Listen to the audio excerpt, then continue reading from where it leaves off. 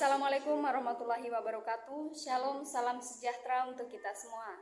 Perkenalkan, nama saya Natalia Setia dengan NIM 2022-11-0005. Saya dari Prodi Manajemen semester 4 pagi.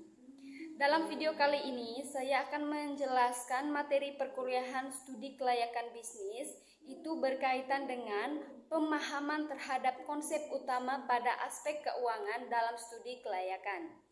Nah, sebelum kita mempelajari apa itu konsep utama pada aspek keuangan, kita akan mengetahui terlebih dahulu apa sih studi kelayakan bisnis itu. Studi kelayakan bisnis adalah proses evaluasi yang dilakukan untuk menilai potensi keberhasilan dan keuntungan dari suatu proyek bisnis. Studi ini mencakup analisis pasar, keuangan, teknis, dan faktor-faktor lain yang mempengaruhi keberhasilan proyek bisnis tersebut. Tujuannya adalah untuk membantu para pengusaha membuat keputusan yang terinformasi sebelum memulai investasi dalam suatu bisnis. Nah, itu merupakan pengertian dari studi kelayakan bisnis itu sendiri.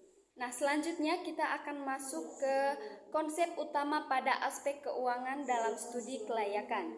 Ketika akan melakukan studi kelayakan, ada beberapa aspek yang akan diteliti dan dianalisis. Salah satunya yaitu aspek keuangan. Pada aspek keuangan, kita dituntut untuk yang pertama mampu menghitung kebutuhan dan sumber dana investasi. Yang kedua, mampu untuk menaksir aliran kas usaha dan pentingnya aliran dalam penelitian usaha. Dan yang ketiga, mampu menjelaskan dan menilai usulan investasi dengan berbagai metode yang ada. Oke, kita masuk ke yang pertama yaitu menghitung kebutuhan dan sumber dana investasi. Ini melibatkan penilaian terhadap berbagai biaya yang terkait dengan proyek seperti biaya modal, biaya operasional, dan biaya lain-lain.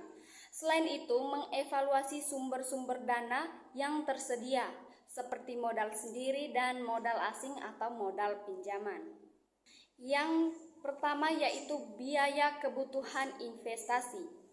Kita akan membahas biaya kebutuhan investasi. Nah, biaya kebutuhan investasi ini terdiri dari biaya prainvestasi, yaitu menyangkut biaya pembuatan studi, biaya pengurusan izin-izin. Terus yang kedua, biaya aktiva tetap. Nah, ini mencakup tanah, mesin-mesin, bangunan, peralatan.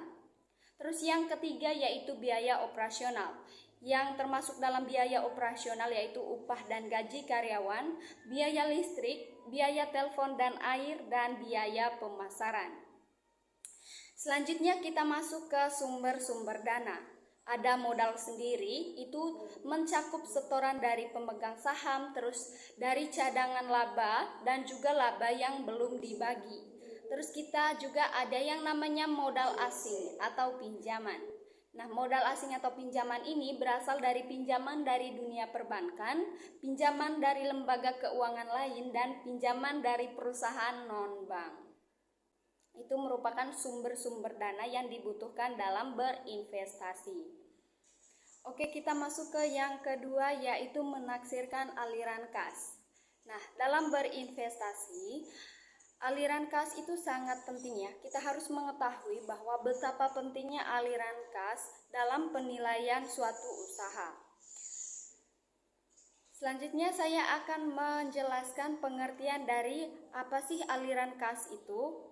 Jadi aliran kas adalah jumlah uang yang masuk dan keluar dalam suatu perusahaan mulai dari investasi dilakukan sampai berakhirnya investasi tersebut.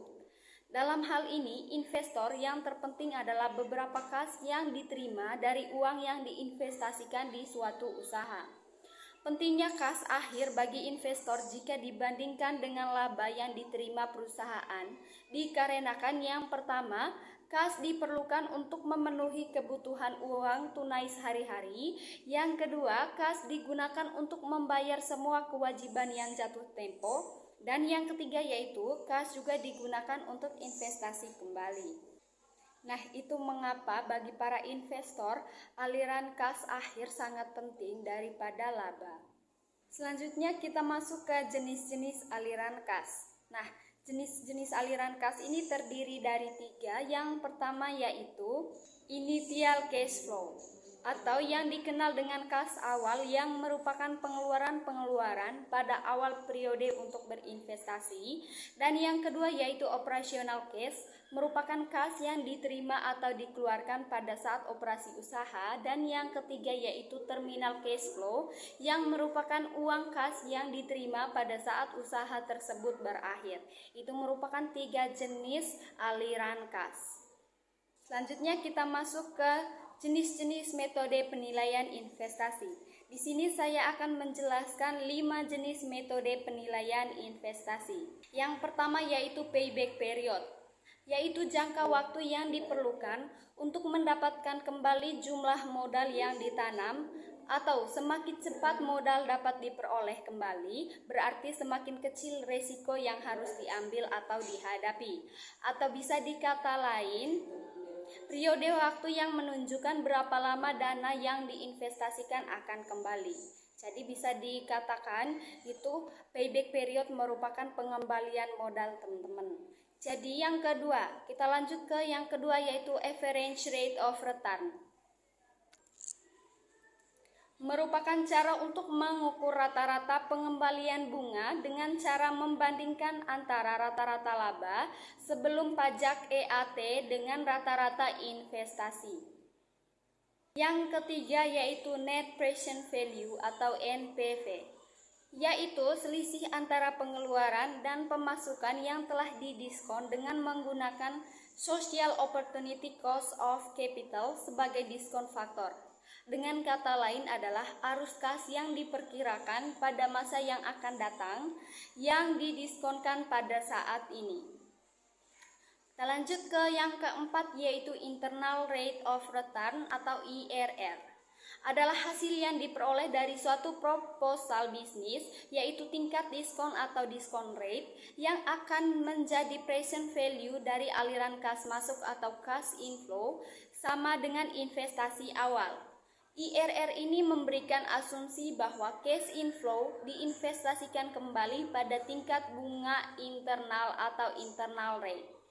Yang kelima yaitu profitability index atau PI. Nah, model ini menghitung perbandingan antara nilai arus kas bersih yang akan datang dengan nilai investasi yang sekarang. Profitability index harus lebih besar daripada 1 baru dikatakan layak. Semakin besar PI, maka investasi semakin layak. Itu merupakan 5 jenis metode dalam penilaian investasi teman-teman. Dan yang terakhir kita masuk ke kesimpulan. Oke, setelah kita bahas 5 jenis metode ini, yang terakhir saya akan masuk ke kesimpulan karena saya sudah membahas 3 pokok penting yang akan dipelajari pada aspek keuangan dalam mata kuliah studi kelayakan bisnis. Yang terakhir kita akan masuk ke kesimpulan. Kesimpulannya yaitu yang pertama, tujuan menganalisis aspek keuangan dari suatu SKB atau studi kelayakan bisnis adalah untuk mengukur rencana investasi melalui perhitungan biaya dan manfaat yang diharapkan dengan membandingkan antara pengeluaran dan pendapatan. Yang kedua, yaitu untuk menghitung keseluruhan dana yang dipakai, rincian analisis biaya dari sumber pembelajaran ditentukan oleh yang pertama biaya utang, yang kedua biaya modal sendiri, dan yang ketiga biaya laba yang ditahan. Itu merupakan kesimpulan dari materi yang sudah saya paparkan pada siang hari ini.